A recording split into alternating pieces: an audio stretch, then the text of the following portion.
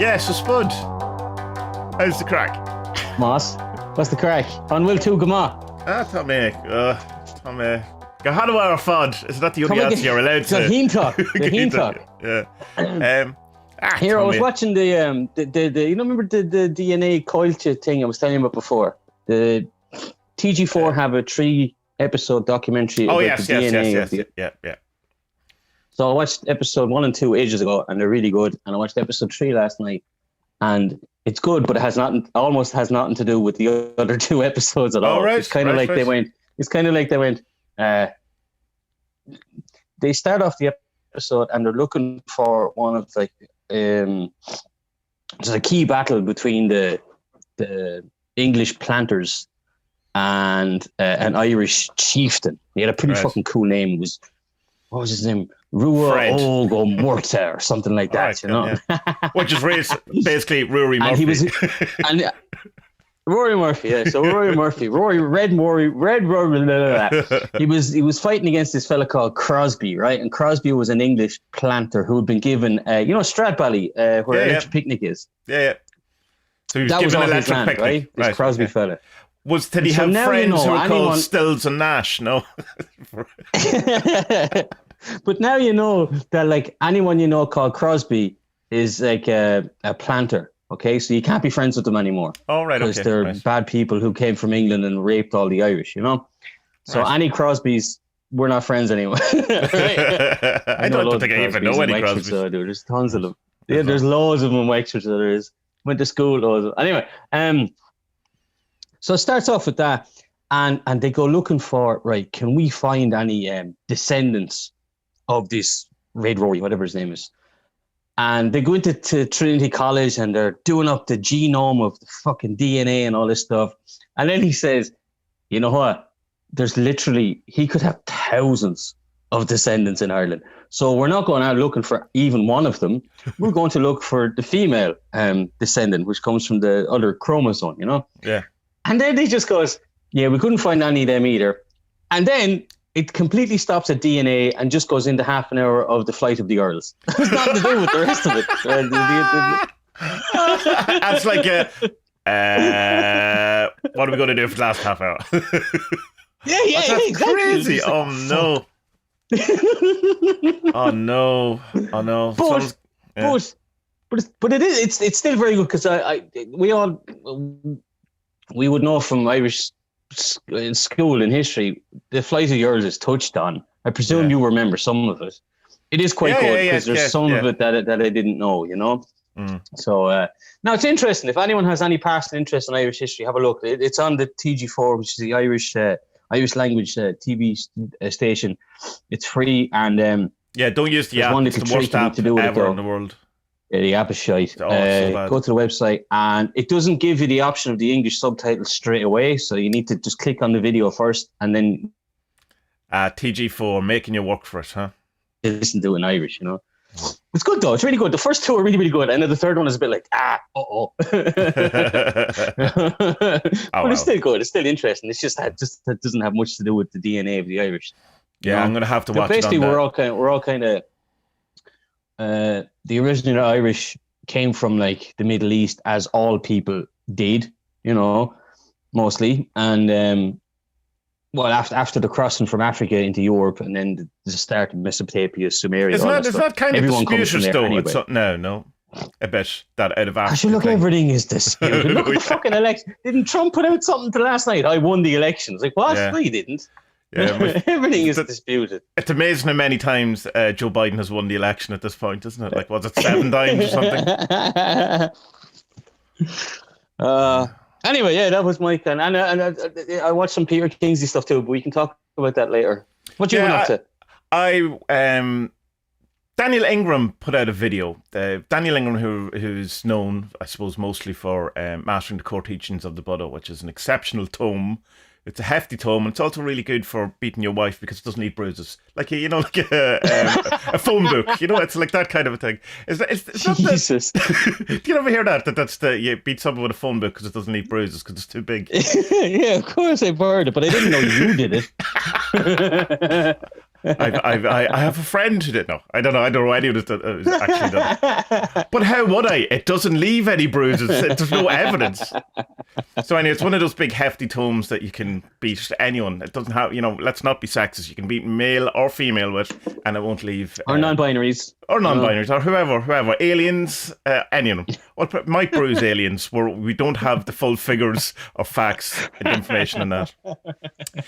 But there was this video, Dom, Dom, who was on the Magic People podcast. He posted it up in the Adventures in Woo Woo Discord, and it was all about him talking about magic and chaos magic in particular, and demons and all this kind of stuff. And I was going, oh, he's obviously got into all this because he was never really into all that, going by the fact that he doesn't mention it once. Well, in the second version of Mastering Core Teachings, he does mention magic. And he mentioned it, magic, in a PDF that came out a couple of years ago. But in general, I just assumed he was very, Buddhist meditation centric. Yeah. And even in the interview that he has in The Blood of the Saints with Alan, it kind of, you can definitely read it as he doesn't know much about magic. But turns out he does. And has been embedded in magic for, since day one. And then when you read the thing with Alan again, you can kind of go, all right, so he's not really, because he's talking to Alan about going, he's really asking, what do you think? And what it comes across is, I don't know much about this subject. Tell me more when you read it if you don't know he's into magic. But when you know he's into magic, it's him just being super polite. So what do you think, Alan? That kind of way. And you go, all right, Funny. But so he's been in it. I saw all you guys talking about it on Discord, and I didn't get, like most conversations, I'm a lurker. I don't get involved in them, but because I have the book upstairs in the bedroom, and I'm not reading it at the minute. I'm reading other stuff, but it's there, it's ready. And I that night I looked at the book and went, well, fuck you anyway, because of so you're into chaos magic now, are you? So there's 800 pages of Buddhism. Completely pointless that I spent fucking 90s lotties on, or whatever the fuck is it. Fuck you, Daniel Ming Ram. Ming Ram, yeah. But it's a very interesting. I'll hesitate to say that I'll put the link in the show description. It's on the Discord anyway, because the last time I said I would put links in the description, and then someone came on the Discord goes, "Can you put the link?" Yeah, someone gave out to you. I saw that. Well, it's not really giving it, but I mean, in fairness, dead right. Yeah, you do say you're going to do it, and then never do it. So you've only been called out once. So I know, doing well, doing quite well. So yeah, it's very interesting kind of podcast. So I've kind of been hanging out with Daniel Ingram in a sense. He even followed me on Twitter, which was, remember when that used to matter? Like about 10 years ago, and someone famous followed me on Twitter. Now it's like, okay. I don't really use Twitter that much. What's the matter? He's definitely going to follow me and then mute me. So So what's his thing with magic then? What's he into? Is it chaos magic? Yeah, or well, he says chaos magic, but it seems to have his own kind of thing on it. Like he's kind of touched on all of these things. As far as I know, Dom was saying that he's like married to a witch. His mother was into tarot cards, and so there's kind of that kind of a kind of woo woo history going on. But he definitely went the science route because he's a medical doctor, or he's retired now because, as far as I know, Alan Chapman was mentioned something about that someone gave him a load of Bitcoin and now he's, a millionaire, lives on 50 acres of land, doesn't have to work. So, But it's an interesting one. He talks about all the different things about the Gouache, about Enochian magic in general, and some of the other ones I've been watching. He was coming at the whole COVID thing. It was obviously just in the middle of or just starting, and he's quite worried about it, as we all were. I mean, it's easy to point back at. You could look at some of my videos from that time, and I'm as equally worried about it. But he's definitely coming at it from like a medical point of view, and he says, my father. That he dealt with infectious diseases. That's what he did. So he has kind of a history in it. But he was doing the whole thing that you were doing as well. So, if someone sent him something, it was stayed outside the house for 3 days and all that kind of stuff. Do you still do that, or is that? Yeah. Are you still doing that? No, we're still doing that. Yeah. Because the numbers shot up here again. Right. So I guess made me do it. And I'm there like I fucking ordered long johns, man. And it's so cold here in the evenings, and I'm like, I have to work for 2 other days in the fucking cold. Balls are frozen off me. Finally, I could open them then. long johns came out. Are they called long johns? I don't know. The extra pants that you wear under your pants. Yeah, long johns. Long Thermal johns? underwear. Yeah, they are long johns. Yeah. Thermal but not underwear though. They're trouser things, aren't they? Well, they're under your wear. You know, you wear them under your trousers. Yeah, but they're not under your wear and touching anything, you know, that shouldn't be touched unless by me. And appropriate others. Or the children at the playground. They're allowed to. I was told. And this is definitely going to be the final podcast between Tommy and Spud. We've touched on wife beating and child abuse. Beating, pedophilia. Well, it's the spirit of the age, isn't it? It's what everyone seems It is to be indeed the spirit of the age. Yeah. I was thinking about, you know, this moral dilemma me and you have about trying to like, you know, Crowley and what's my guy, Rudolf Steiner and all these stuff. And it's kind of like, I brought up my dad once and I'm like, do you like Gary Glitter? And he's like, oh yeah, I used to love his music. Do you still like his music? Yeah. Okay. But there's a thing about that, like say the Gary Glitter, or if say you were a huge Lost Prophets fan or whatever, which is like actually, I was going to bring that up. Yeah, it's like should all your memories and all your love and all the things be taken away because, you know, of what someone else did? Now I understand it tarnishes it and it ruins it and all that, but like it's like the Kevin Spacey thing, like whatever. I'm not even remotely getting into that, but I'm just saying, do I now not have to like Seven, which is the film I've probably seen the most in my life because I really enjoy it or whatever? And you can kind of, oh no, it's okay in Seven because he's the bad guy. He's the bad guy. You're meant to not like him. Yeah, you know, usual suspects. Yeah. But like if it was like, I don't know, what's that one, American Beauty? Like say that's American your favorite film. Yeah, and he's like essentially, you know, he's the protagonist and thing. Like, do you not like that film? Can you not? And you probably can't identify with it, or, you know, in the way you used to. It's very, very odd.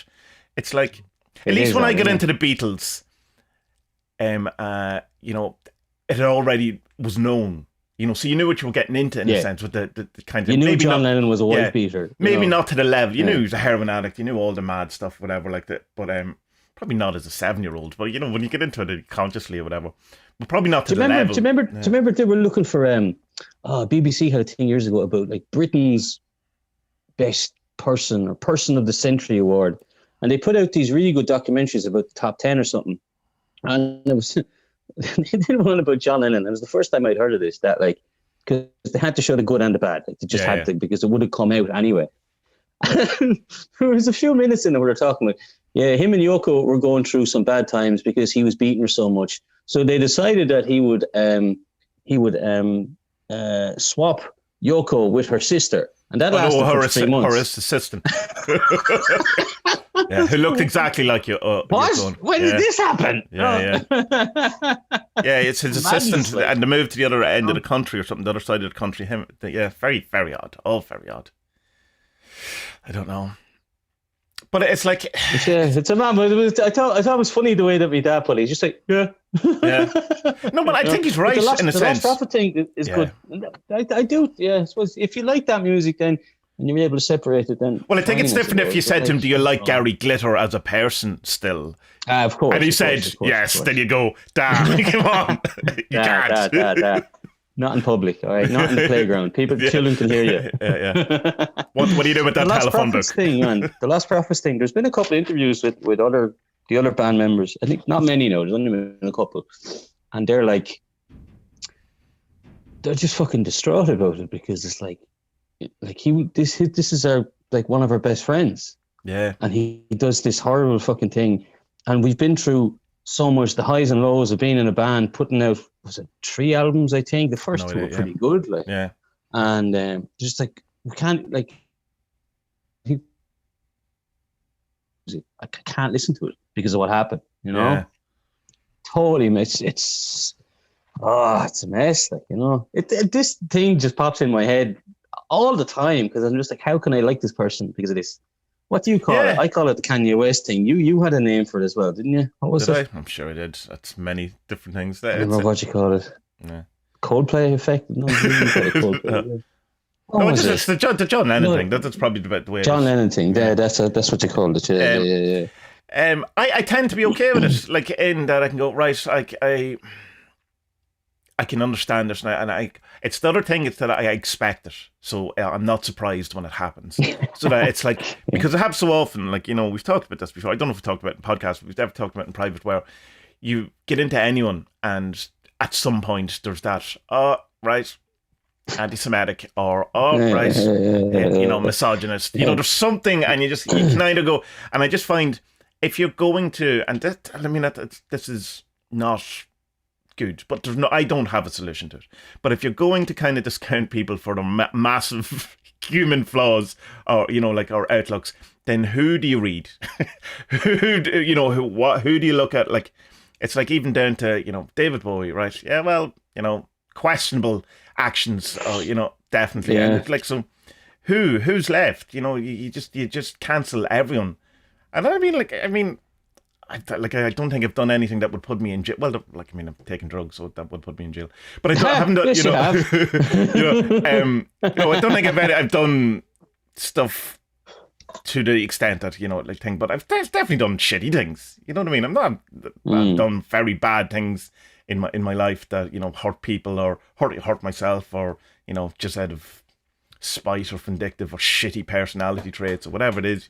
I try not to do them now, and I learn from them and all that kind of stuff. But equally, that's not an excuse to go, oh, we've all fucked up, so it's all right. You can be, a paedophile if you want. That's not what I'm saying either. I don't have an answer to it. Yeah. The Crowley thing was on my mind again, because I know you were doing the retreat.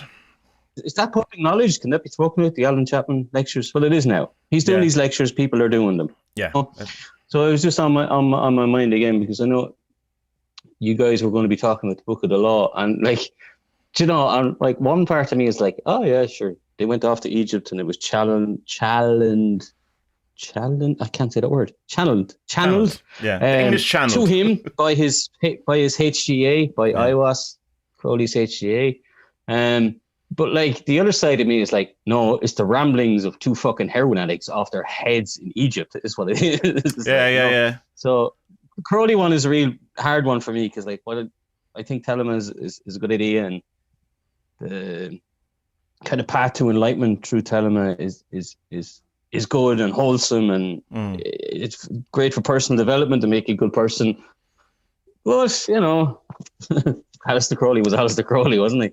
Yeah, and I mean, an awful lot of the things that are said about them isn't necessarily true, but the bits that are true are pretty shit, The thing, I suppose, with all of this is to follow his own advice, or I think it's in the Book of Law, is let success be thy proof. Where is that it's not to take it at its own word, is that it has to in some way speak truth to you, or it has to you have to find it within it rather than just accepting it. It's not. It's like, say, take the Bible, where it said, this is the the word of God, and it is because I say so, and then you have to accept it. It's more, if you find the word of God within this, or whatever it is, if you find thing, then it's go good. with it. That's things. So all of those things, but there's the other bit of it.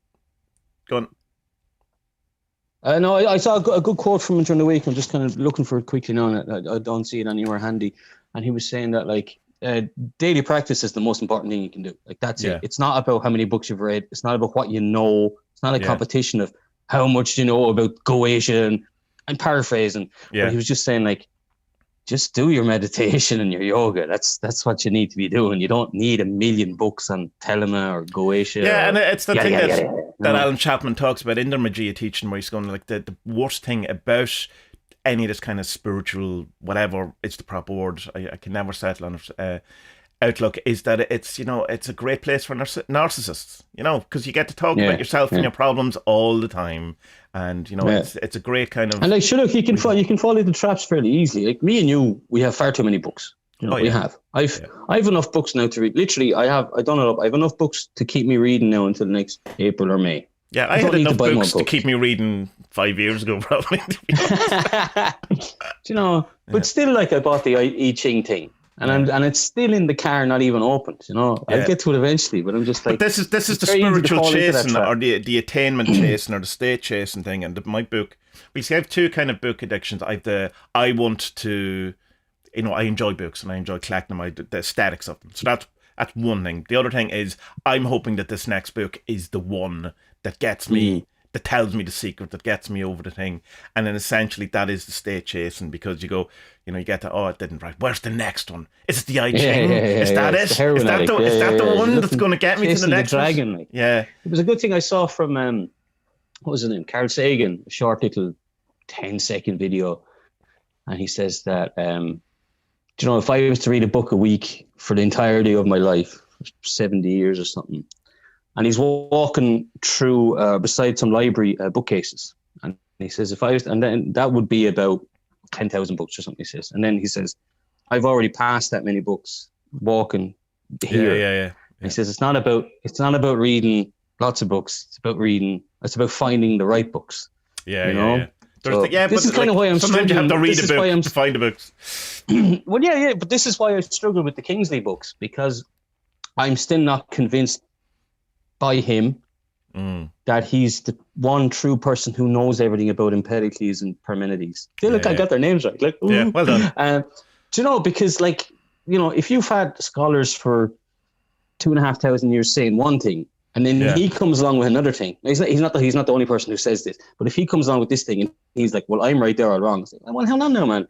There's 2,000 years of scholarship before you who say this, and you say the completely opposite. Are you sure you're right? I know exactly where you're coming, because I have the same. You understand what I mean? Like, absolutely, I'm not saying he's wrong. I know. I do think he is onto something. Yeah, but I do have the same with him in that. But my problem is that I am not a scholar and I don't know how it works, and so that I can't tell if his scholarship is good, convincing or not. But people I know who do know things, who are aware of that, say it is. So I can either trust that or I don't, and again, but it's. Yeah. But the problem I had with Peter Kingsley is I never heard of Parmenides or Empedocles before Peter Kingsley, and so when an awful lot of his books where he's going, and everyone has said this, but it's wrong, I'm going, I don't care, because I didn't hear that in the first place. Just tell me. But he can't, because the scholarship type of thing is that idea of you say what happened before, what other people said, and then you prove them wrong, and then. Or you say why they're wrong. Yeah, blah, blah, blah. I don't know if you have to, though, because I'm reading the Thomas Berry book, and he doesn't do that. But is it a scholarly work? Is it an academic work, the Thomas Berry book? Is that how it's been presented? It's not fiction. No, but I mean, there is a difference between non-fiction and academic. Of course. Yeah. No, it's not an academic book then, I suppose. No, it's not. Yeah. He says some very similar things to Kingsley, because I watched what are the two films I watched with Kingsley over the weekend? Spirit of the Depths, is that one number? Spirit of the... Let me find it. What do I have this saved under? Surprisingly, under Peter Kingsley. The Great Speakers. Oh, yeah. And Spirit of the Depths. Yeah. The one, the Great Secret is the Come Down from the Mountain one, isn't it? That one. That is that. Come Down from the Mountain, yeah. He's so miserable. I mean, you just want to give him a hug and say, it's going to be okay. And that's the worst about that is that's not him in his miserable mode. He gets way more miserable than that. Like when you get the catafalque, if you ever do get the catafalque, that's it's not miserable. So one of those is about. I think it is the Great Secret. No, Spirit of the Depths is about catafalque. Yeah. He talks about this, and I've said this to you before, but I want to talk about it publicly as well. It's hilarious. There's a part in Spirit of the Depths where he's talking about to learn the Red Book, Carl Jung's Red Book. He had to go to the knife edge between sanity and insanity. Just like Carl Jung. Carl Jung did this. He was at the precipice of it and staring into the abyss of madness, but was able to pull himself out of it. So Peter Kingsley claims to write this catapult book, and I believe him, that he also had to do this and really go to the bottom of the depths of the worst parts of his soul to really understand this book, right?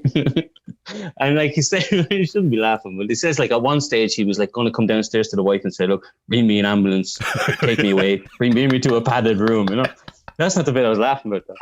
But he goes on then and he says that, it's okay to have psychology, depth psychology, Jungian psychology. And indeed, I went to who I was told was the foremost Jungian psychologist in England. And so I went along and I told him I had this dream, and this dream involved me going to a mountain, and there was a man with an ice pick, and he was looking at me and saying, "Get down off the mountain, Peter Kingsley." So what does that mean? What does that mean? And I had to think about what it meant. And I said this to my Jungian psychologist, and my Jungian psychologist said, "Well, you have daddy issues, don't you?" And he said, "Okay, well, maybe I do have daddy issues, but what does the dream mean? You have daddy issues." Yeah, but okay. And then I came back a week later, and we also spoke a bit about the dream. That's not right, quite right though. That's not quite it.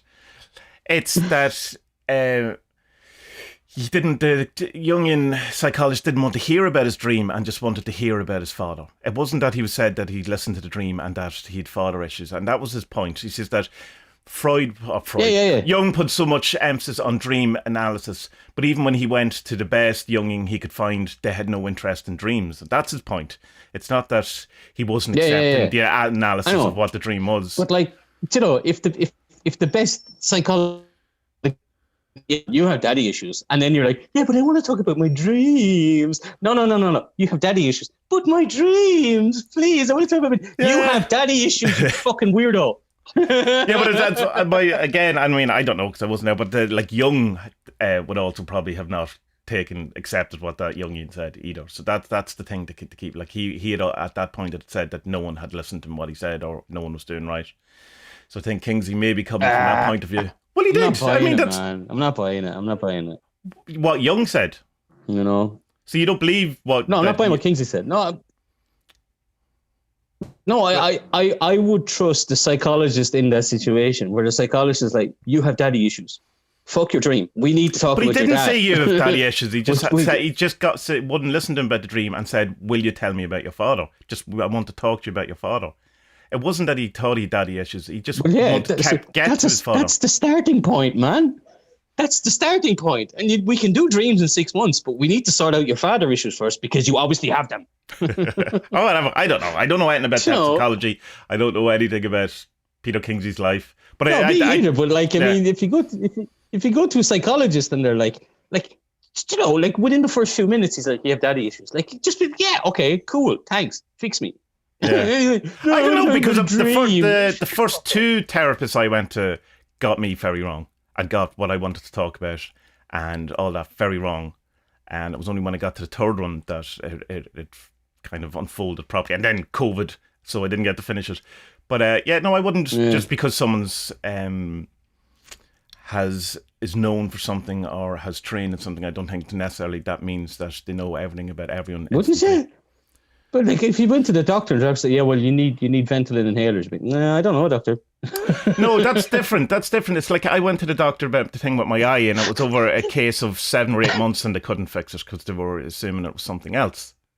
Because they were assuming it was my father, but I wanted to talk about my dreams. No, and so like me, but like if you had went in down from the mountain, if you had went in and just said, "Well, this dog is howling here. Dog, what's wrong with you?" Hang on, let him out. Yeah, he wants to come down from the mountain. Dog. Go on, out you go, Hector. Out you go. Go on, see you. Dog called Hector. What's a cool name for a dog? Anyway, Hector. Yeah. No, I don't know. Sorry, I mean, Tommy, I do know your point.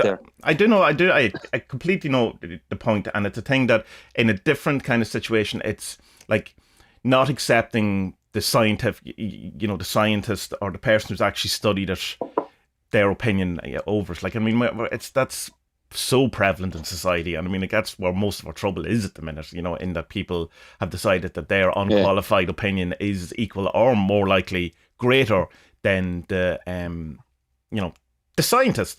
But it was kind of because I was talking to this about my mum yesterday, and it was just because like she finds a hard time believing anything because there's so much conflicting information, and she can't tell the difference between who she's meant to believe and who she isn't. And I was going, well, believe the people who actually do it. She goes, yeah, but they lie all the time. And I goes, yeah, that's true.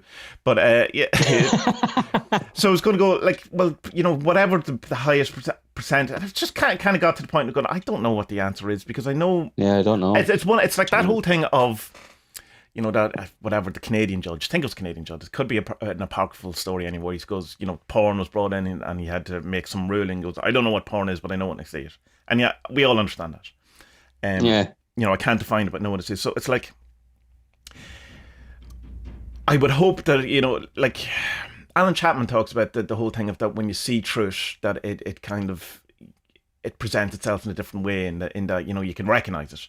I'm not sure that's true or I'm not sure it's probably true, but I'm not sure it's as easy as that, in that we can fool ourselves into many different things. And we've talked a million times about pendulums and how you're in different types of, you can't see things because of, it's like if you're a jealous person, you only see your wife talking to prospective lovers or whatever is the thing, even though they're just talking, I don't know, to the milkman or whatever, which, whatever. Maybe God, we have a lot of milkmen. Why is there so many milkmen coming to this house? Get me my telephone book. But it's just, there's but the thing, so I don't know what the answer is other than, particularly around vaccines and stuff like that, we should probably listen to the experts on it. But I understand people's trepidation around it. Absolutely. Because of things as simple as, this week toast gives you cancer, next week toast cures you from cancer. But that's more scientific shitty journalism, that whatever that's popular scientism journalism, whatever, there's a word for that kind of thing, where it's or you hear this thing, it'll be, and they've cured, I don't know, they've cured big ear disease. And then you read it, well, they haven't. What they've actually cured is small ear disease in certain type of rodents, and only 2 of them, the other 5 died. And right, well, what's that headline about? It's that clickbaity type thing. So I completely understand why Peter Kingsley should have listened to a psychologist in that thing, but I also understand his point, is that what annoyed him was that I went to you because you're meant to be the foremost expert in dreams, and that's why I'm here, and you have no interest in them. So I can see. Yeah. No, I understand that. Yeah.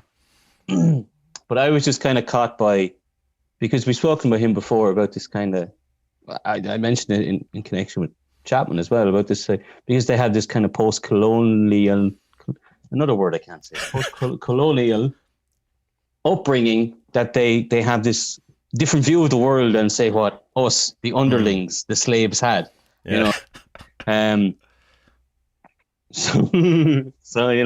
we're the underdogs. But so I just kind of saw this, that like, honestly, I saw it and I just laughed. Arrogance, arrogance. Yeah. To the best psychologist, And that is the best thing, psychologist in the land. Yeah, it took me a long. And he told you what was wrong with you, and you didn't listen. It took me a long while to get past his arrogance, Peter Kingsley. And I'm not fully past it, but it's that, as I said, and I said to anyone who hasn't read Kingsley when they ask me about it, because you learn, the books are as much about Peter Kingsley as they are about Empedocles or Parmenides or Jung, and not in that it's autobiographical, in that just how he presents it and how he talks and how his disdain for scholarship and for people says as much about him. His dad must have been a teacher, man. His dad had to have been a teacher. Or a priest. It's just like he has this thing where he has to impress and he has to prove other people wrong. It's textbook daddy issues, like. Yeah. Textbook. But it's like, I mean, it's but it's like, it's still, some of the stuff, I do really like him though, but it took me, I know where you are with him, because I was definitely there. I did struggle with it, and I do struggle with well, look, I struggle with the. Go ahead. Sorry. I struggle with the whole kind of notion of Peter Kingsley infallibility as well, which people seem to have around him, that he can say nothing wrong, and even if he does say something wrong, then that's him having meatus and trying to you're just not understanding it, or you're not seeing it, and that kind of thing of where every time you read the book, you learn something new. We can say that about every book. Every single book, because if you read a book and then you come back a year later, you're a different person. It's not, that's not a unique thing to Kingsley, and I think sometimes that can be used as a kind of a badge of showing how progressed I have become spiritually. Is I've reread reality and now I understand it. Oh, good, yeah. Same word. I reread it recently as well. You were too fucking ticked to understand it the first time, were you? But here's my thing. I reread reality recently. Recently, and I go, oh yeah, well, I don't know what to make of that, because it's the same book I read last year. I've obviously not progressed at all. I just keep my mouth shut and I'll go, yeah, no, it's the same book. I don't know what to tell you. See, but look, Tommy, you know yourself. This is a problem in occultism. Like, some people take too much of it too seriously, and okay, look, it's cool to know what the where the origins of Western civilization are. It's good information. It's good to know. It's not going to come up in a family game of Trivial Pursuit at Christmas or anything, but like it's nice to know. unless you make it. What is the capital of France? Did you know? Just every answer is Empedocles. Empedocles. No, it's a horse racing question. Yeah, Empedocles.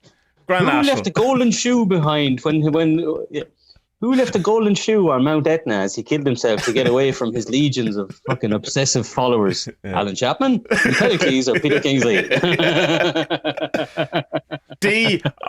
Are they all the same person? Tommy Kelly. Yeah, but this, I don't know. No, look. To be honest, after watching these two films, the door is more open now to reading his stuff because I like him more. Not I like him more, but maybe I do like him more. Or, no, it's not about liking him really. It's about liking the idea that he's getting at. And I think finally now it clicked for me what he means by Western civilization, because I've struggled with this for ages. Yeah. Right, well, explain then, because then that'll be helpful for me too. Because for me, what Western civilization is basically globalization. It's the world now as we live in. The world is a Western world now. China is a little bit different, but it's still fairly capitalist. North Korea and maybe Russia are a bit different, but still Russia is still quite capitalist. I suppose what the meaning I got from it is that Western culture is having this kind of a very logical outlook about doing things in your life. I do this and this will happen. I do this and this will happen. And this happened because of this.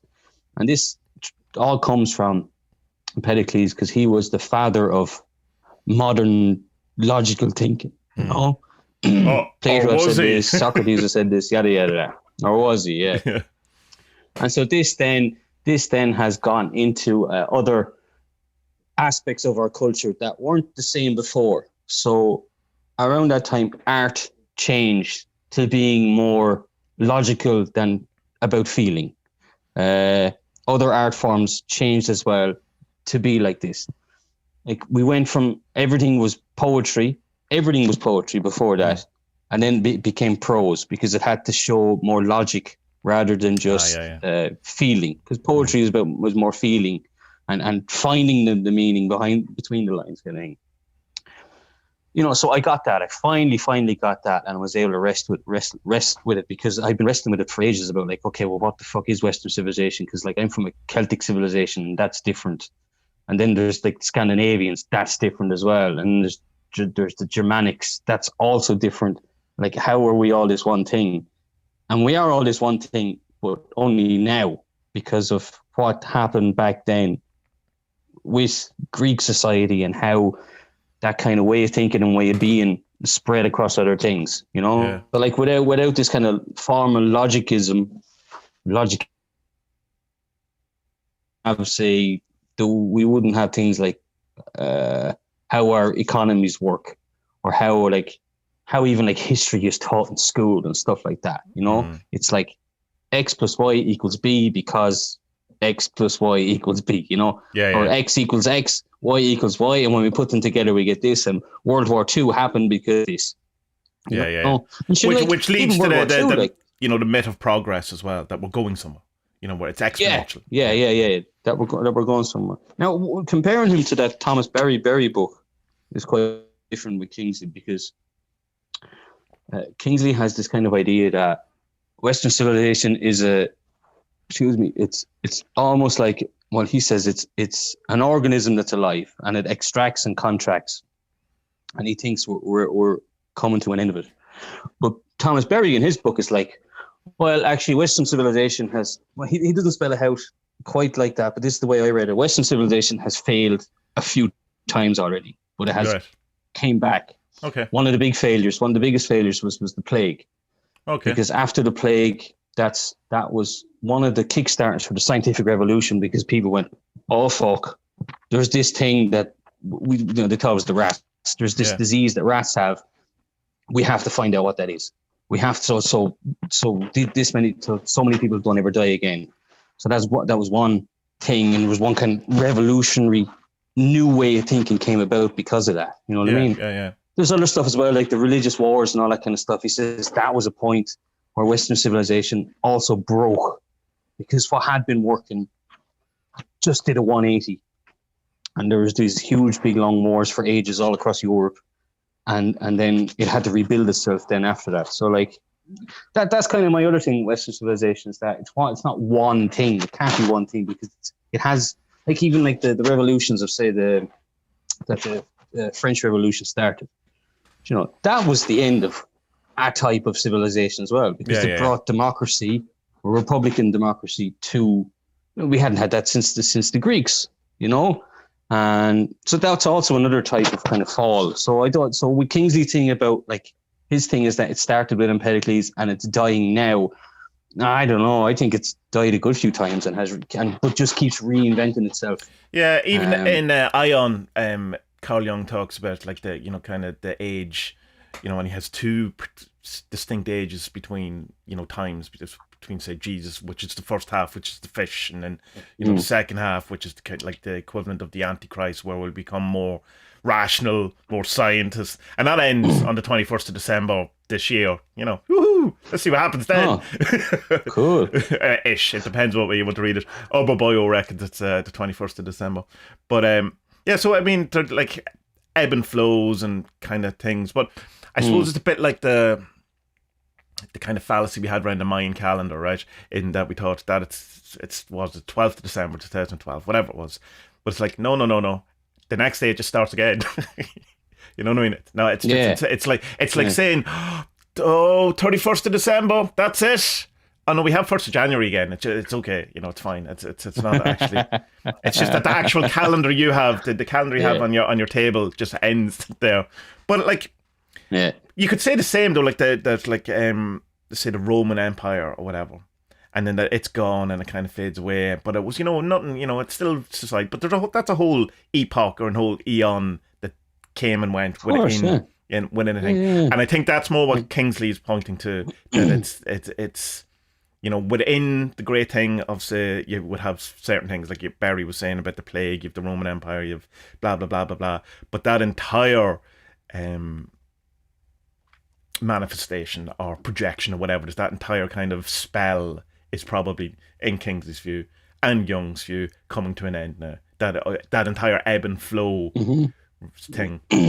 Like, I don't know when you know, I think that, but I think that's what it is. Well, I mean, Barry's argument towards the end of the book is that, like, we can break this cycle, because if there is ebbs and flows and things just, sorry, not even ebbs and flows, things happen in cycles. It just happens and happens and happens, and we're not really learning from history. But his argument is like, okay, well, with anything, you know, cycles can be broken, and his argument is like, this is the moment. And even though every generation has this, like, we are the ones who can fucking change history, who can. But he's saying no, but like, we can, like, we have this opportunity where we can break the cycle, start a new age, where we're, you know, where we're not ruining the planet and we're living with the planet, you know, because humanity's fucked. The earth isn't fucked. Humanity is fucked. Unless we pull our fingers out of our arses, you know.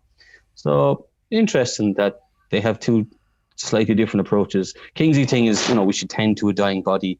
Barry's is, okay, no, let's not do that. Tending to a dying body. Let's not die. You know, let's seize the opportunity and become better human beings. So I have to go with Barry on that. Sorry for being an optimist. The kind of, I suppose, and I've mentioned this before, is the problem, or not the problem, the thing that you have to be kind of aware of, that is that whole thing of the dying, that I said before, that Kingsley talks about the dying man wanting to have his cat in his lap. And he wasn't allowed to have the cat in the lap because that was an acceptance of his death, and therefore he didn't get to die the way he wanted to. So so that's the kind of thing you have to be concerned about, that if it is a case that Kingsley's right and we should tend to the dying person, doing what Barry says is not allowing the dying person to have his best friend on his lap as he died. And so you know, you know, but it's like, who's right? You know, because I could, like, okay, but you know, that's the whole thing. Well, let's not just give up, but also, if we are fucked, let's do it the best possible way we can, you know. But I don't know. I would hesitate to not hesitate. I would kind of have a feeling that if I was to side with Berry, it would be more out of a fear or of it, actually, it's like a fear of debt or something like that you just kind of don't want to look at it, maybe, or I don't want to look at it. I'm only speaking for myself, but that would be my fear around that I just don't want to look at the darkness. But with the Kingsley, my fear is that I can't accept the light. That I can, Catholic guilt or whatever it is, that I'm just a shit person. I only deserve darkness. We deserve to die, and we're all fucking bad people. Well, look, rich in sin. I'll put it this way with Berry. Berry's kind of thing is like a bit like one of the Native American things is that like just it's not that hard, lads. Just leave the planet in a better place than when you found it. It's like when you go for a picnic in the park. Clean up after yourself. Leave the place nicer than when you got there. But the problem with all of this is that none of us, it's, industrial. The things that we've known control, or we can have all paper straws all we want, but it's making no difference. Yeah. This other is than you can't have your milkshake because it falls apart. This is his biggest argument in the book, is that like industrialists, it's not even government's fault at this stage. It's the industrialists. It's completely everything's at their door, and we need a revolution against these corporations and industrialists to kind of bring them into line and to cop onto themselves. Like what he's talking is fucking fairly revolutionary. He's like we shouldn't have we should only live locally, and we should only buy our products locally, and everything should be made locally and stuff like that. And like you can see in some countries they do this, like in Austria, as much as is possible, everything that can be constructed or made is made in Austria, to keep it within Austria. And it's not a nationalism thing. It's to make sure that we keep our country good and strong. What's wrong with you today? Economically wise, and stuff like that. Slovakia tries to do it as well. Czech Republic tries to do it as much as possible as well. But like, obviously, people are going to get on the fucking Alibaba on the internet and buy cheap Chinese shit. But like, as best they can, they make sure that as much of their industry is as homegrown as possible. Like Poland doesn't do this. Like Ireland. Yeah. Poland and Ireland will outsource to fucking anyone. Who is willing to they will just bend over backwards for Facebook and but we also give away our resources as well. Like you've loaded gas. Here, have it. We don't need it. Go on, here's Shell. Hello, Shell. Wait, no, sorry, excuse me. Which is the worst petroleum company? Shell. Shell. We'll have you. Can you? Will you please have all our gas? And will you condescend to us then online on Twitter and stuff about us using plastic straws while you dump oil into the ocean? And stuff like that. Is that possible? Could you do all of that? Great, we're on board. Where do I sign? And no money, please. We don't want any of the money. You have it all. You have it all. Ridiculous. Exactly. But I will say that on the other hand, Ireland compared to Poland, people do stay more locally than in Ireland. Like, Jesus Christ, I have aunties and uncles in Ireland who are like, oh yeah, we drove down to Waterford to buy a new suite of furniture. We saved £75. And how much did the petrol? 50. Oh, so you saved 25. Okay, nice one. Boy, do you know what I mean? Like, and you drove 45 it was a lovely day out. It was a lovely day out, Spud. Lovely day. We had a great. Stop for ice cream, fish and chips. That was €25. Okay, so you save nothing. No, it actually cost you a tenner. Yeah, it wanted a day out. Yeah. Anyway, so look, so that's my update on Peter Kingsley. I'm struggling with him less, and now I know all I need to do is find €1,000 so I can buy his books. Oh, it's so ridiculous. I think I paid 80 quid for Catafalque. It's a big. If you keep an eye on it, they go up and down, they fluctuate on Book Depository. I got Magic Mish, that the first one ever that is, for €40, and it's like it goes up to €55, and Catafalque, I've seen it around €66 now on German Amazon was €66 last night. Yeah. Don't pay 66. Crazy.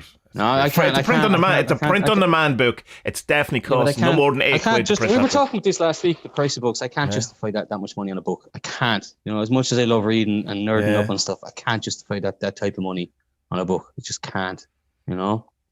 I think the most I ever when I'm paid rich, for a book. when I'm rich. I was probably the Satanic Bible hardback. I think that was. No, I'm a liar. I'm an absolute liar. It's the big blue Thelema one. I paid £100 for that one. Yeah. Yeah.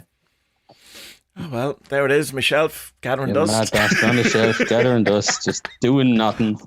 Dead weight. But at least it's not rent, I suppose. Yeah, I suppose it's like I thought it would have the secret, and then it didn't. So I had to buy another book. maybe the next one will have the secret. Yeah. We're going to talk about this. We'll do this film. Yeah. I've watched it 3 times well, now. I mean, and we set homework for people. Sorry, I set homework for people, and people actually listened to me and did it. Yeah. Apologies. I have watched it 3 times now, and I was thinking after I watched it, I was going, I would still struggle to probably tell someone what it's about. I'm finding it hard to retain this documentary. I think it's because I know so much of it and don't know an awful lot, and then the bits I don't is kind of you're hit, but you just go what? But yeah, right. So I'm going to let you lead this conversation, and hope that my brain can, in some way, add some sort of. do you know this fella?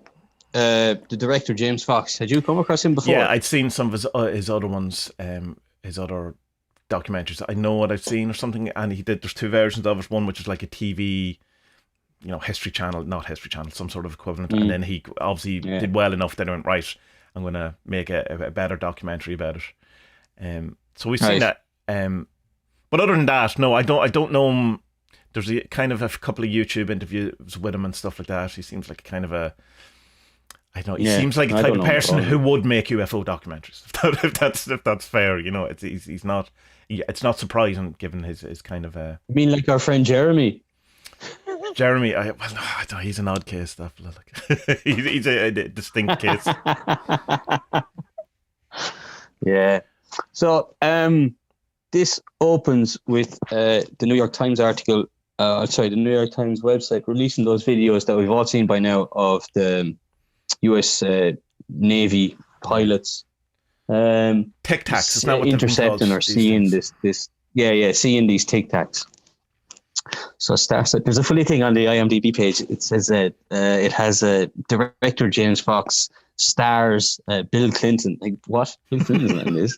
He is in it. He's like his pictures in it for like a minute. There's some stock footage of him. Is he interviewed? He is interviewed. Yeah, there's stock footage of him. He's not in it. Yeah. Your man is in it. The Pizzagate guy. What's his name? TaSTA. TaSTA. Yeah, TaSTA's in it, and he's been in like some Ancient Aliens stuff as well over the last. Clinton is interviewed in. Actually, sorry.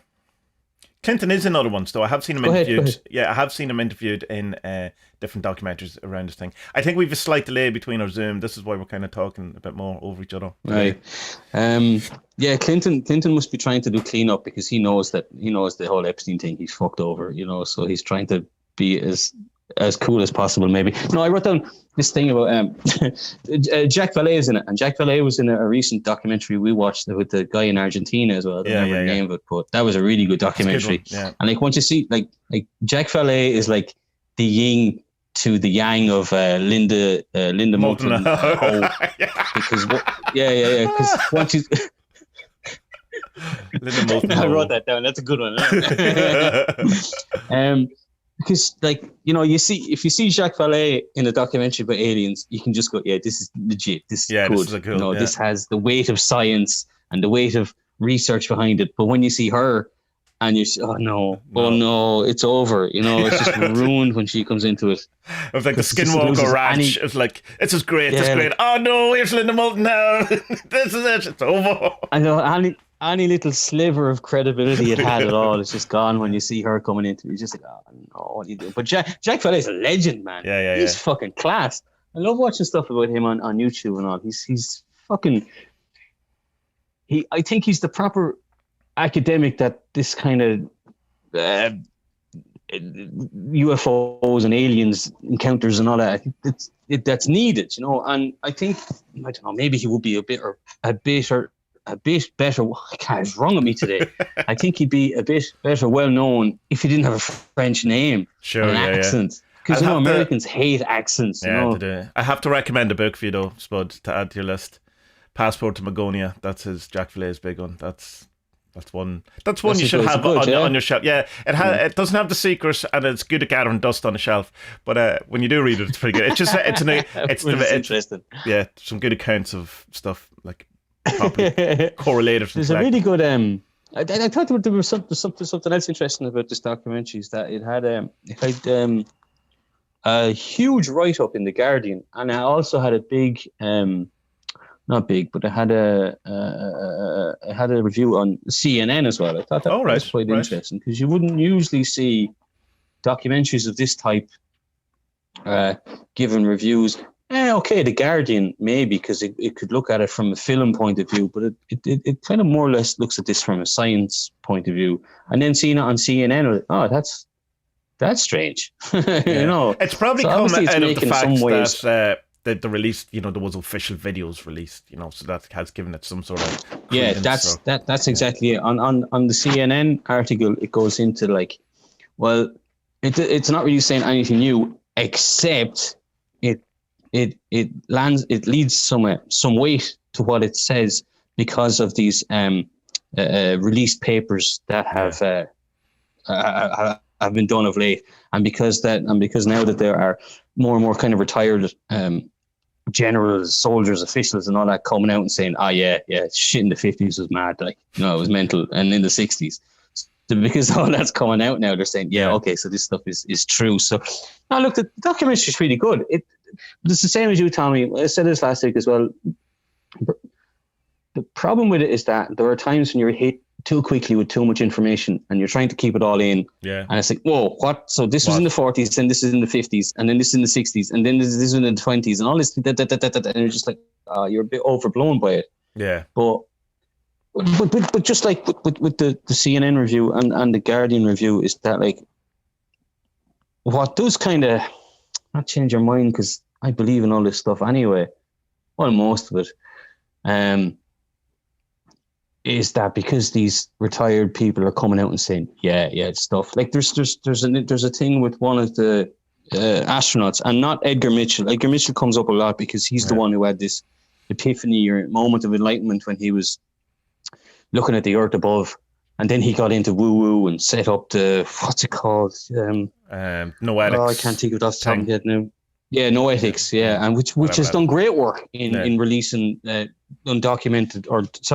documented but hidden files about alien encounters and all this kind of stuff, and unidentified flying objects and all that kind of stuff.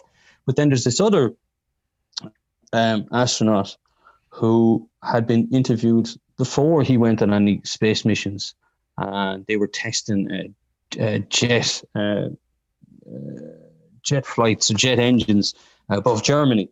And he was like, we used to run into stuff all the time. Like, I was up there, like when we would chase them, we would try and catch them and just not have a hope. We chased them as far as we could. And then the invisible border of Poland, which doesn't exist, would pop up, and you would hit that just like in a computer game. No, but they would chase them as far as they could. Yeah. And it was almost like the aliens would be playing with them. They'd play along for a while and then just shoot off, So like to have astronauts confirm stuff like that, that's pretty fucking amazing. Yeah. And I mean, during World War II, there were documentary shows as well. Sorry, go ahead. Yeah, during World War II, they were so frequent that that's where Foo Fighter comes from. Like that's what they were termed as. So it's an interesting one. It goes into stuff as well as how like, and we forget this unless you've watched like a good bit of stuff about Roswell, which I presume a lot of people have. I know you have, and I have as well.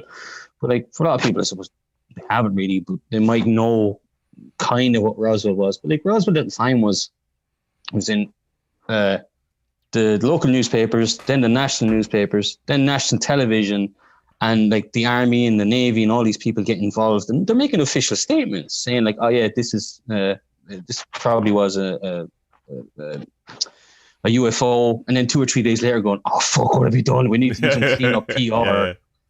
And that bit's kind of funny because it has the soldier who denied it first was like, look, go into that room and we're going to take photos of you beside some like tinfoil and bits of shit from a balloon, and you have to say it is a weather balloon. He's like, yeah, okay, cool, because he's following orders. He doesn't have a fucking choice, because if he says no, it's going to get court-martialed or dishonorably discharged, and his pension is fucked.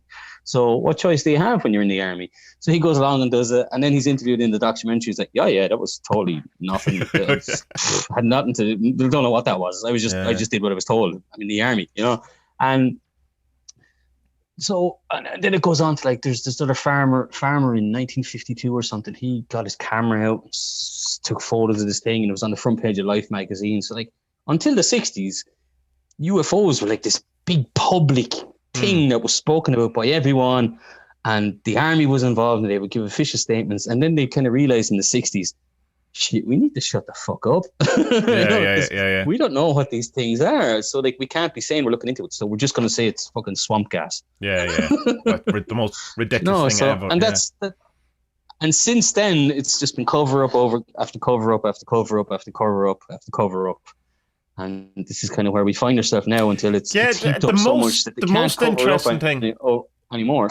The most interesting thing about it is the nuclear weapon thing, the silos and the turning off the nuclear weapons and putting them into launch sequences, blah blah blah. Which I was aware of that, but I wasn't aware of that it happened a number of times. I thought it was like an incident that happened, but it's a repeating thing where it's kind of going, we could shut you down, or we can fuck you up, at any second. And you would think that alone would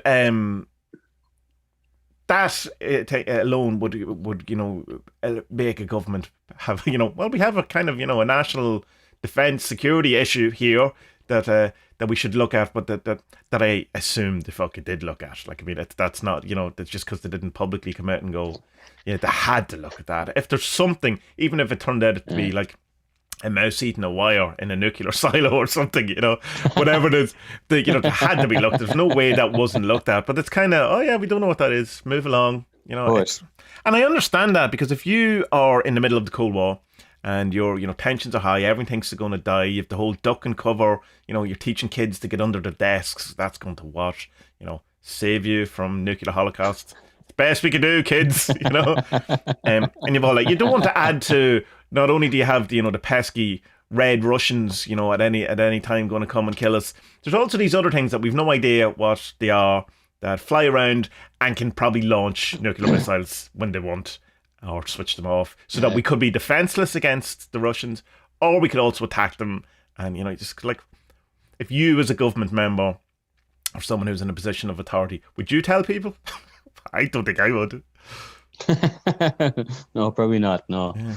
But I don't know. It's like, I don't know. It's kind of like I have this kind of utopian dream that like one day, the whole world can just join together and be one happy family, and then we can welcome the aliens down. We can all be friends. But like, why the fuck can't we all just get along? What the fuck? What the fuck? Like, imagine you're the alien and you're like, what are these fucking monkey idiots doing with nuclear bombs? Like, they haven't even learned. They've only just learned what their unconscious is. Kind of. And now they have nuclear fucking bombs. Yeah. What the fuck? Yeah, kind of. Yeah. And like, and now they have nuclear bombs. Like, what the fuck are they doing? Like, yeah, I think it'd be great if they just came down and says, you know what, lads, we're taking all your guns, all your knives that are sharper. Yeah. Now you're a slave. Get into the freezers. Diana wants to eat you. No, not that. No, I don't want to be that. But like, I don't know. I just kind of have this thing. What the fuck are we doing with nuclear weapons? We don't fucking need them. You know what I mean? Well, isn't that the thing that they said? Like, 1947 is an interesting year because it's also the year Crowley died. So there's kind of a, that has to be marked, and a number of other things. But it's also 2 years after, we dropped, 2 unneeded bombs on Japan. Which from civilian cities, civilian targets. Just don't forget that. In a kind of let's say in a vindictive move by the American government, but like that would obviously is the point where if we are to go with the whole alien UN, say the Starfleet thing went all right. Now we have to look at these guys. We have to because they can probably look after. Yeah. Properly. But like you kind of go, well, what's the worst we can do? We can destroy ourselves. But like maybe there's something, I don't know. I just see if it's coming from a kind of perspective or a pendulum of 3D, when there's definitely 4D, 5D, 6D to this universe that we were just we've no idea of, whatever.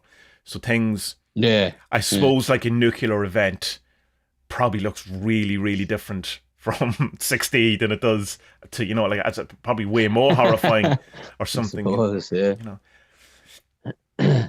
Yeah, maybe. But you know, like even like when you get on that train and start thinking about like, okay, like maybe there is this alien thing that kind of look over us and stuff like that. And then you're like, and also I have this thing with the dinosaurs. I'm getting there, Tommy. Bear with me. Tommy's making faces here.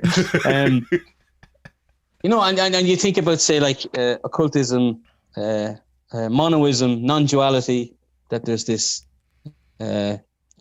thing, this God that we can't quite contemplate. Like if you look at it from a Kabbalah thing, there's a God, there's gods, yeah, but they're all part of God, the one God. But then there's like the one huge big God, Kether God, but he's like too profound for us really to think about, you know. And what does Alan Chapman say? We are shadows who.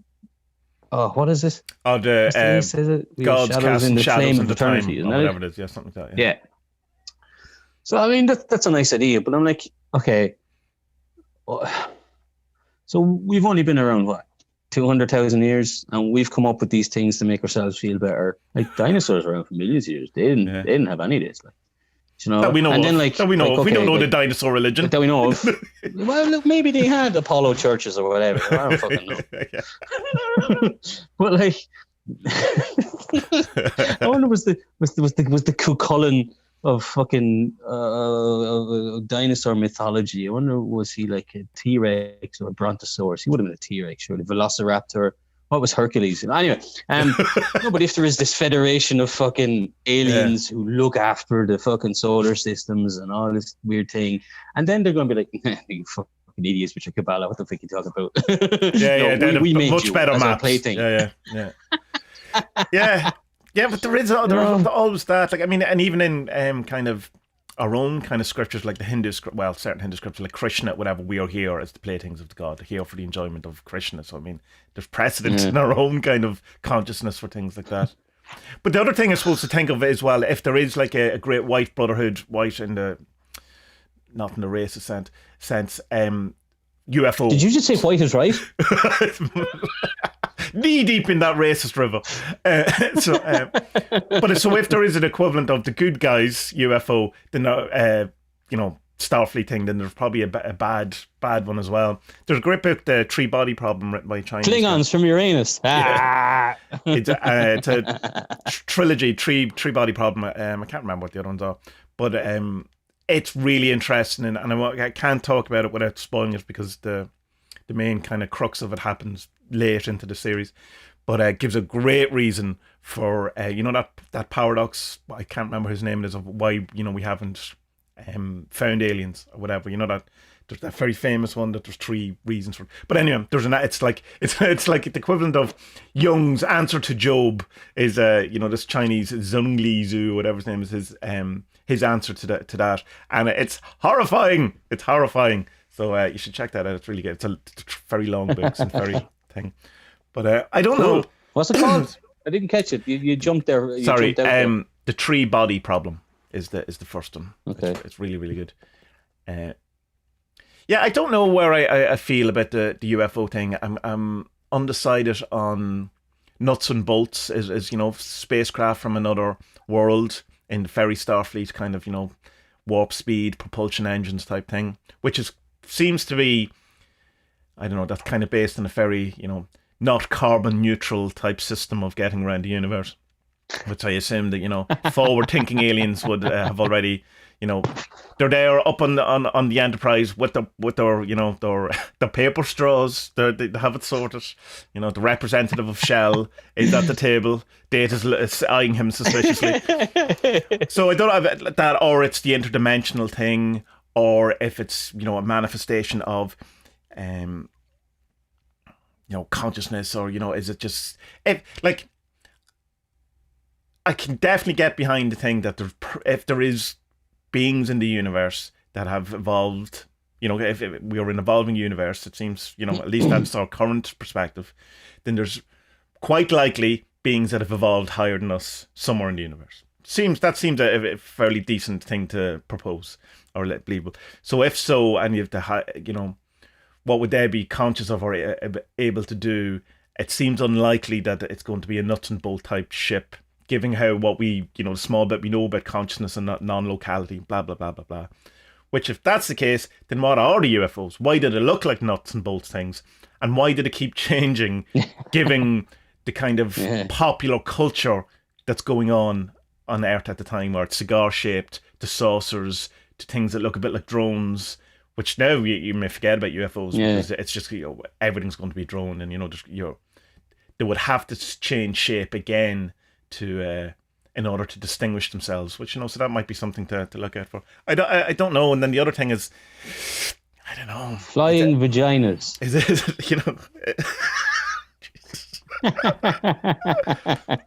what a sight to behold. For a punk band, actually. The Flying Vaginas. Yeah, it's a Russian punk band that's been put in prison for feminist ideals. So I don't know, like, where are you on the? You better call this podcast the Flying. Vagina. So you get banned from YouTube. Banned from YouTube. Yeah. So are you nuts and bolts man? Are you interdimensional? A bit of both? Are you what's your where do you land? I think it's like Futurama. Futurama, they were asking the professor one time how does he make the Planet Express so fast, and he says, well, Planet Express doesn't travel, it brings the universe to itself. Yeah.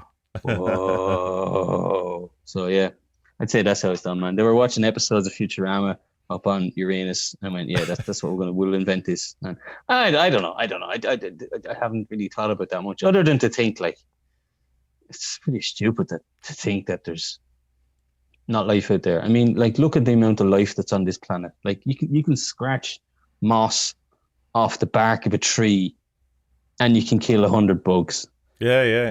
That's how much life is on this planet. Like, and if you're saying that, like, this one tiny little planet, and there's so many tiny little species and massive species in the sea that we don't know too much about, small ones obviously as well. Of course, there's life elsewhere, and I don't know. But like, I also kind of can't shake the feeling that there is a kind of element of Prometheus as well, that we were put here because we're quite different than everything else. But then Brian Cox comes out with the thing. Wasn't it Joe Rogan was saying to him, no, the octopus, they can't be from here. And he's like, well, the octopus has 85% of the same DNA as us. So it is from here. It is from here. Yeah. So obviously we are from here, but like, isn't the kind of modern main kind of theory is the panspermia theory, isn't it? That we arrived from panspermia thing. So it's basically we were seeded from, some sort of life got on an asteroid and landed here, say, is one kind of way of looking at it. The other is that it's directed panspermia, which is that it was, deliberately this asteroid with, mushrooms on it, whatever it was. Or it could have just been a message in a bottle.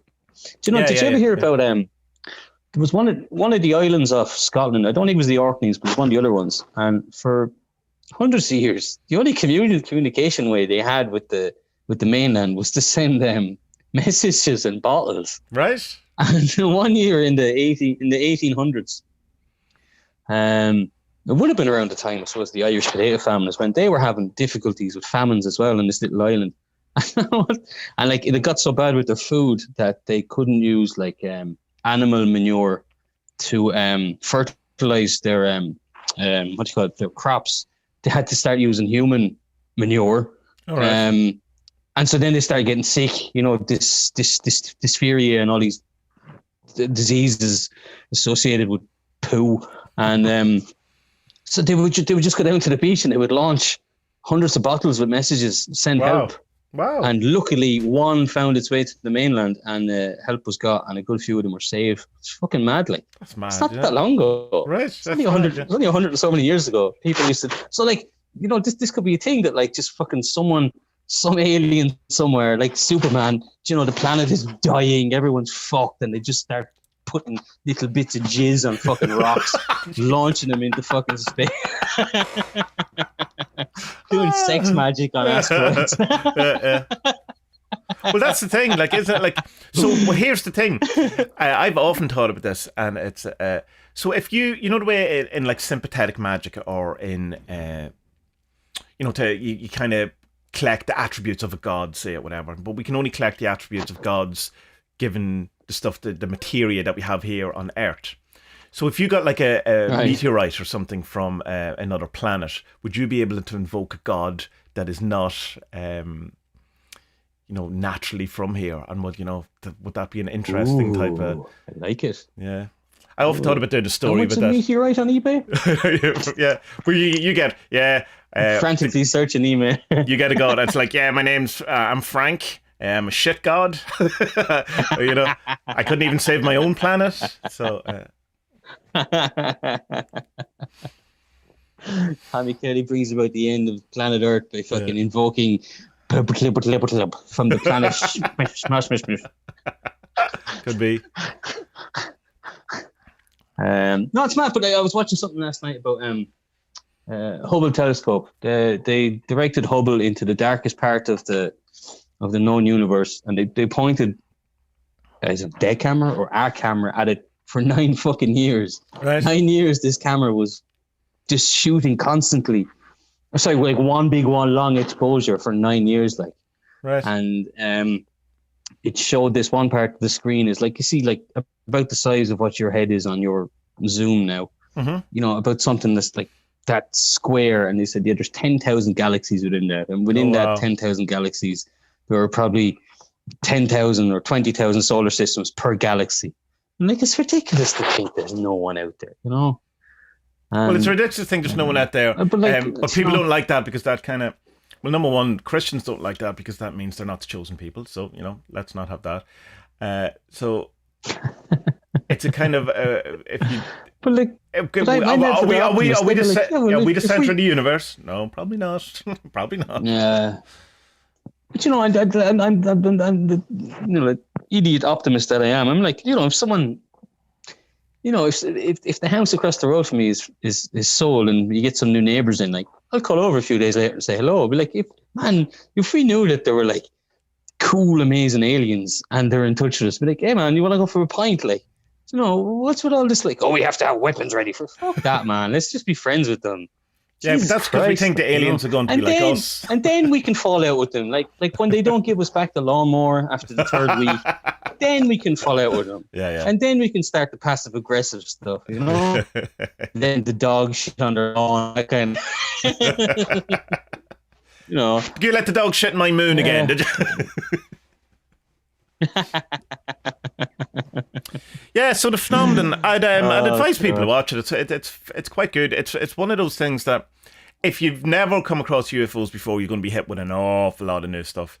And if you have watched some UFO stuff before, you're still going to be hit with an awful lot of stuff. But it does go over all the kind of key points of the last 100 years of the phenomenon, So it's very good. Again, I as I said last week, someone has mentioned that the extra features. We left out Iron Man. Do you remember there's an Iron Man guy in it? I don't. There's this nerd that Jack Valet meets, and Jack Valet has these bits of material he's found at crash sites. All right. And he brings it to this guy who thinks he's fucking wannabe Elon. You see, Elon Musk got COVID disease as well. Fucking delighted for him. Shocking. Well, 4 tests, only 2 of them said he had COVID. So science, man. Why do people like him? He's such an arse. Can't stand him. But so this fella, he's like, we want to, because they have this material, and he sees that, like, he does the tests on it, and it's nothing from our periodic table, so it's obviously an alien. It's a crafted metal or alloy from stuff that we don't know what it's made from, and he's there like, I think that we can make new things for our planet. You want to be Iron Man? That's what you want to do. Like, it's all written. It's written all over his face, like, I am Iron Man. And then we didn't talk with the kids in Australia and in Zimbabwe. I thought that was great. Yeah, that was interesting. Because there were these 2 schools that had very similar incidents, and the kids are out playing at lunchtime or whatever, and then a craft flies above them, and kids being amazing little animals that they are, like, cool, let's fucking chase it. And chase it into fields, chase it down. Like, imagine like fucking 200 or 300 kids chasing down this thing, and then the alien is like, oh cool, look at these little ants that are following me around, I'm gonna get out and say hello. And then like he beams telepathically stuff to them, and they all kind of get this message that, like, technology is gonna fuck us up, so be wary of it, I thought that was Says to brief. being in the, you know, advanced technological craft, using advanced, you know, psi powers. Yeah. Stay away from the technology, kids. Stay away from technology. Yeah, it's like the stoner going, yeah, don't take drugs. Stay away from the drugs. Yeah, it's like my dad, like when he was smoking. Don't ever. Yeah. Looks pretty fucking cool to me, man. You know, so I don't know. No, it is good. No, it is good. Exactly what you say, Tommy. You're bombarded a little bit too much by sometimes too much information. It's hard to hold it all in. But like, you know, the proof's in the pudding. Like, it's pretty much the documentary proves beyond any reasonable doubt. Like, there's stuff out there, and it's coming down to us to say hello every now and again. Yeah. You know. Well, yeah, I mean, I don't think he can do it anymore. No, it's you know, the conclusion you make from it is the only thing, you know. That's the only thing that it's still speculation because, you know, we don't know what it is, but it's something. Do you still do the thing? What was the documentary? What was the documentary you watched? The Michael Greer one, where you're supposed to do meditation and Stephen Greer. No, geez, God knows, like Stephen Greer. What did I call him? Michael Greer. Who the fuck is Michael Greer? Never heard of him. Sounds like a saxophone player from the 80s. Michael Greer, in the heart of the matter. Come down from the mountain. Tell me about your saxophone.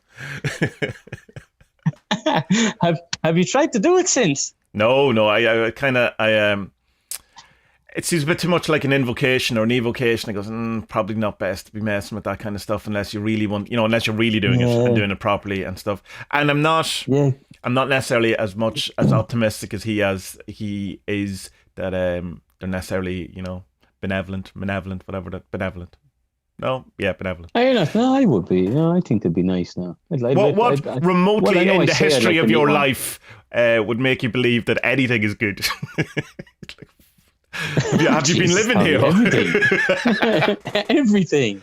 Everything, Tommy. Yeah. Come on.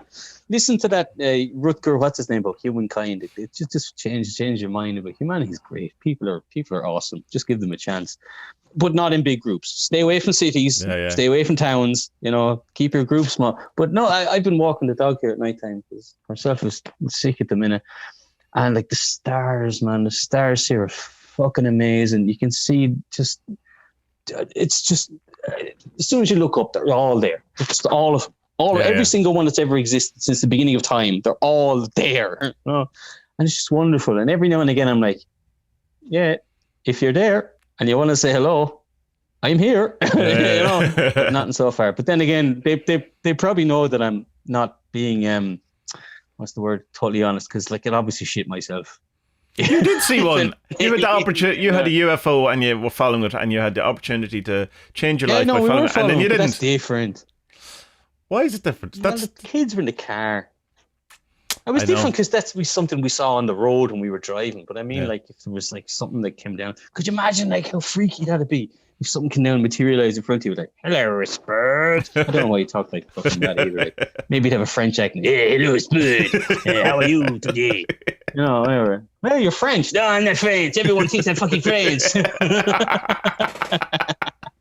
I was like, okay, so what's the story here? Like, do I need to give you something? Do you want to watch? I don't need your time. Okay, anything do you want to, like, can you give me a cure for cancer? Yeah, fuck you. Yeah. You just say, all I want to give is this. I don't know. It's this book from Peter Kingsley. I know you can't afford it, so here's catafalque. All right, thanks. Yeah. And remember, Spud, stay away from technology. Stay away from technology. Bye now. See you.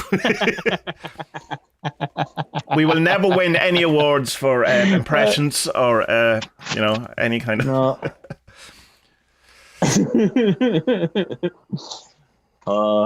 It's going to happen this week, isn't it? That's what you do. All the woo listeners, like, fucking how they send out mind bullets for Spud to get contacted by a nice alien, not a bad one now. Okay, none of you trickster people give me bad vibes. I want good vibes. That Spud's going to meet a nice happy alien, and he's going to give me presents and Peter Kingsley books. And not 18 inches of fucking solid steel fucking alien penis. Bye-bye.